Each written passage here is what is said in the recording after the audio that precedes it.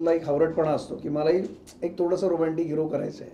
मी करू शकतो यार, मैं भी कर सकता हूँ, असं माझी इच्छा. सो थँक्स टू अल्ट्रा आणि विक्रम प्रधान आमचे दिग्दर्शक सगळेच, या सगळ्यांनी तो विश्वास दाखवला आणि मी त्याप्रमाणे प्रयत्न केलेत की तसं काहीतरी कॅरेक्टर, तशी काहीतरी इमेज तयार करू शकेल. कोणाला काही प्रश्न असतील? येस, आपण टेलिव्हिजन क्षेत्रात एक कॉमेडी इमेज मध्ये आला, तर हा चित्रपट सिरियस करताना कसं काय वाटतं? मला वाटतं सिरियस कॉमेडी याच्यापेक्षा भूमिका काय आहे ते महत्त्वाचं आहे माझ्यासाठी. आणि हास्य जत्रेतलं काम आणि या सिनेमातलं काम हे कम्प्लिटली वेगळं आहे. म्हणजे माध्यमच खूप वेगळी आहेत, त्याच्यामुळे माध्यमांप्रमाणे गरजेप्रमाणे ती भूमिका साकारणं आणि तशा पद्धतीचा सूर, एनर्जी लावून ते काम करणं हेच आय थिंक ॲक्टरचं काम आहे. तर मला असं वाटत नाही की हास्य जत्रेतल्या इमेज सारखं काहीतरी या सिनेमात आहे. हे खूप वेगळं आहे, रॅदर सिरियस काम आहे. दोन्हीकडे कुठेच असं कॉमेडी झोन नाही आहे या सिनेमामध्ये. आणि त्यात दोन वेगवेगळी पात्रं आहेत. तर मला वाटतं मजा येईल प्रेक्षकांना. भूमिका करताना काही तयारी करावी लागली? तयारी अर्थात प्रत्येक भूमिका करण्यासाठी तयारी करावीच लागते. एक होमवर्क ॲक्टरचं किंवा स्क्रिप्टवरती काम असो किंवा जे काही सेटवरती गेल्यानंतर काही वर्किंग असो, तर ते सगळं ऑफकोर्स करावंच लागतं. आणि याच्यात विशेषतः दोन वेगवेगळ्या भूमिका कशा साकारता येतील याकडे जास्त कल होता की ती तफावत दिसणं गरजेचं होतं. सो त्यानुसार ज्या गोष्टी निडेड होत्या त्या केलेल्या आहेत काम करताना. संतोष फार सिनियर स्टार आहे, काही दडपण आलं का त्यांच्याबरोबर? हो, सुरुवातीला आलं होतं. नाव ऐकलं तेव्हा दडपण आलं की रोमॅन्टिक हिरो म्हणून कसं काम करायचं. पण मला वाटतं ही इज 27 फॉर इटर्निटी. म्हणजे तो एजच होत नाही. त्याचं वय तेवढंच यंग आहे आणि त्याची एनर्जी एवढी फ्रेश असते सेटवरती की असं कुठेच वाटत नाही की तो एवढा मोठा स्टार आहे किंवा त्याचं सगळं स्टारडमचं बॅगेज तो बाजूला ठेवून तो काम करत असतो. आणि त्याने खूप कम्फर्टेबल केलं मला सेटवरती. किंवा मी कधी दडपणात दिसले तर तो रिलॅक्स करायचा की चिल आपण निवांत करू, सीन काही टेन्शन घेऊ नकोस वगैरे. त्यामुळे it was a pleasant experience working with Santosh dada. Thank you ma'am. Sir, तुम्ही जेव्हा एक संकल्पना कथेची ऐकली, तुम्हाला ऐकवली, त्यातून तुमच्या मनात असं चॅलेंजिंग वगैरे काय निर्माण झालं का की ही भूमिका मी ॲक्सेप्ट करतोय? आतापर्यंत तुमची भूमिका वेगवेगळ्याबद्दल पाहिली आहे, तर आता नवीन चॅलेंज तुम्ही कशी काय तयारी करण्याची? नाही, मी तेच मगाशी सांगितलं की आत्तापर्यंत ज्या भूमिका मी जास्तीत जास्त, असं नाही की मी रोमॅन्टिक केलं नाही, शर्यत केलं होतं मी सिनेमा, त्याच्यातही बऱ्यापैकी रोमॅन्टिक थोडीशी इमेज तो ट्रॅक होताच माझा. किंवा मोरियामध्ये पण होतं माझं एक रोमॅन्टिक ट्रॅक. पण असा हार्डकोर प्रॉपर असा क्लीन शेविन आणि कम्प्लीट वेगळा, व्हेरी आपण म्हणू लव बॉय इमेज वगैरे, तसं मला वाटतं या सिनेमात मी पहिल्यांदा करतोय.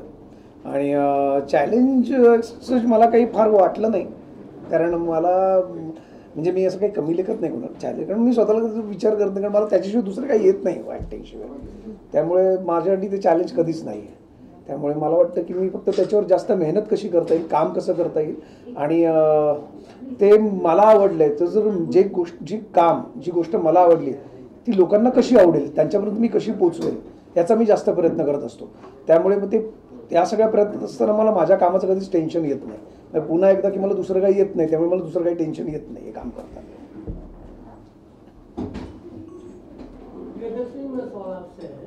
जी, आप कॉमिक करते रहे हैं और ये थोड़ा फैमिली ड्रामा है, इसमें कहीं आपका थोड़ा कॉमिक या चुलबुलापन ऐसा कोई भाव मिलेगा?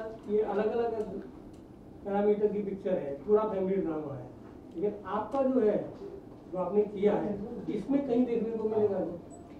मराठीत उत्तर देऊ ना? नाही, तेच मी म्हटलं की खूप वेगळी भूमिका असणार आहे. म्हणजे हास्य जत्रेत मी ज्या पद्धतीने दिसले त्यापेक्षा खूप वेगळी मी या सिनेमात दिसणार आहे. आणि सिरियस किंवा फॅमिली ड्रामा किंवा लव्ह स्टोरीज आहेत मुळात. आणि ट्रेलरमध्ये जो एक सस्पेन्स थ्रिलरवाला फील आहे सर, तर साधारण तो जॉनरा आहे या फिल्मचा. त्यामुळे असं कॉमेडी असं काही फार घडणार नाही आहे सिनेमात, वेगळा फ्लेवर आहे. नाही, पण कॉमेडी, सॉरी मी बोललो चालेल ना? प्रश्न त्यांना होता म्हणून नाही, मला वाटतं कॉमेडी किंवा विनोद हा प्रत्येकाचा किती सिरियस असला म्हणून त्याच्या माणूस आयुष्यात कॉमेडी असतेच की, आणि किती माणूस कॉमेडी असला तरी त्याच्या आयुष्यात सिरियसनेस असतोच. म्हणजे प्रत्येक कथा मग ती कुठली असो, म्हणजे अगदी रामायण महाभारतापासून आहे तिथे सुद्धा विनोद घडलेलेच आहेत. जेवढा गंभीरपणा त्या रामायण महाभारतात आहे तिथे तेवढा विनोदही घडलेला आहे. आणि काही विनोदांमुळेच रामायणही घडलंय, काही विनोदांमुळेच महाभारतही घडलंय. नाही तो कोणासाठी तरी विनोद होता पण कोणासाठी अपमान होता. त्यामुळे सगळ्या त्या गोष्टीतनंच एक कथा घडत असते. तसंच प्रियदर्शनीने तिने सुरुवात केली हास्यचित्रापासून तुमच्या समोर आली आहे, त्यामुळे प्रियदर्शनी कॉमेडी करते म्हणजे आता तिने सिरियसनेस केला आपल्याला नवल वाटतं ऑब्व्हियसली. पण त्याआधी सुद्धा तिने थिएटर केलेलं आहे. याच्या अगोदर तिने अनेक वेगवेगळ्या भूमिका केलेल्या आहेत, या आता लोकांपर्यंत माहीत नाही आहेत. त्या जेव्हा कळतील अरे प्रियदर्शनी असंही करू शकते, तेव्हा कदाचित ती वर्सटाईल म्हणून लोकांना कळेल. ती आहेच मुळात, तेव्हा ते कळत जाईल. सो मला वाटतं की कॉमेडी अँड सिरियसनेस और ट्रॅजेडी और कॉमेडी मला वाटतं हे सगळे एकमेकाचं संलग्न आहेत, एकमेकाचा पार्ट आहे. वेडिंग ट्रेडिशन जो बोला है, रुखवत और वेडिंग ट्रेडिशन, इसके ऊपर कुछ गाइड डाल सकते हैं आप कि क्या है एग्जैक्टली, मूवी में भी दिखाया गया है? हाँ सॉरी आप लेट आएंगे. हाँ ओके ठीक है, तो मैं वही बताता हूँ. मराठी में बताऊँ हिंदी में बताऊँ?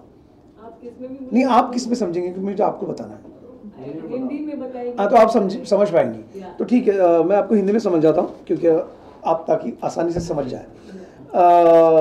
मैडम रुखवत ये मराठी वर्ड है जो मराठी संस्कृति में होता है, शायद हिंदी में भी होगा क्योंकि जब लड़की की शादी होती है, जब शादी होती है तो वहाँ पे एक डेकोरेटिव कुछ रखा जाता है. वहाँ पे मतलब लड्डू होते हैं बड़े बड़े या छोटे, हम फल जो होते हैं उसके कुछ पंछी बनाते हैं, कुछ एनिमल्स बनाते हैं, या छोटे छोटे घर बनाते हैं, या रंगोली होती है वहाँ पर, या कुछ स्टिचिंग किया हुआ कुछ अच्छा सा आर्ट वर्क होता है.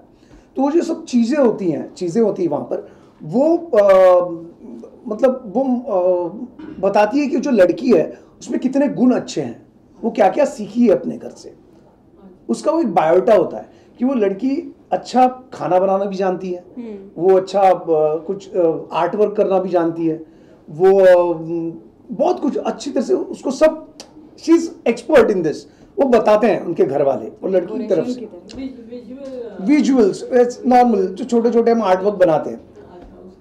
और उसी के साथ उस लड़की के उसकी जो आगे वाली लाइफ है, उसकी मैरिड लाइफ है, उसके कुछ सपने होते हैं उसमें जो उसने देखे होते हैं, उसके घर वालों ने देखे हैं, उसने देखे हैं. और वहाँ जाकर अभी उसमें बताया जाता है कि ये लड़की जो लड़की है उस घर से जा रही है, जो आज तक इस घर में थी, उस पर जो संस्कार हुए हैं, जो वो जिस तालीम से गुजरी है वो बहुत अच्छी है. अब ये लड़की एक घर की बेटी थी, बहन थी, लेकिन अब वो एक घर छोड़कर दूसरे घर में जा रही है. अब वो उस घर की बहू होने वाली है, किसी की माँ होने वाली है, किसी की बीवी होने वाली है. तो जो संस्कार जो तालीम उसे यहाँ दी गई है और वही तालीम वही संस्कार वो लेके दूसरे घर जा रही है.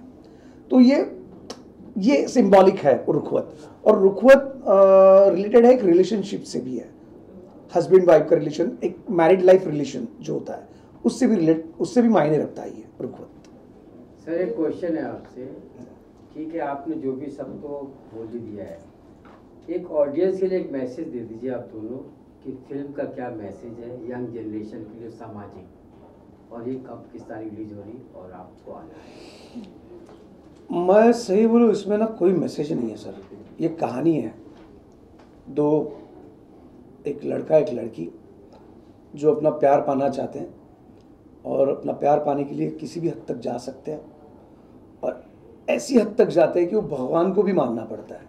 और भगवान किस तरह से मानते हैं, किस तरह से उनको दुआएं देते हैं, वो आपको इस फिल्म में पता चलेगा.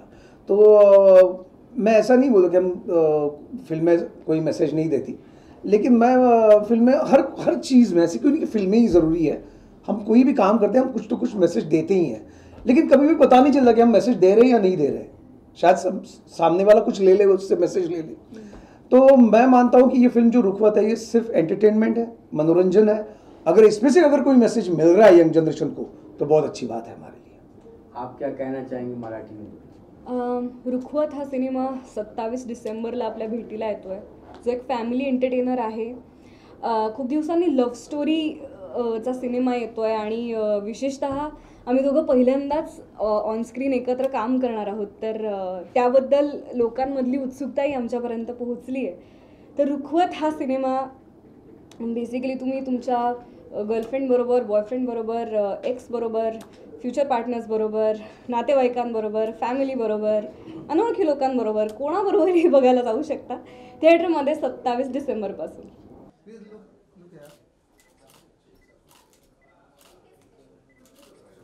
Okay okay thank you. Just on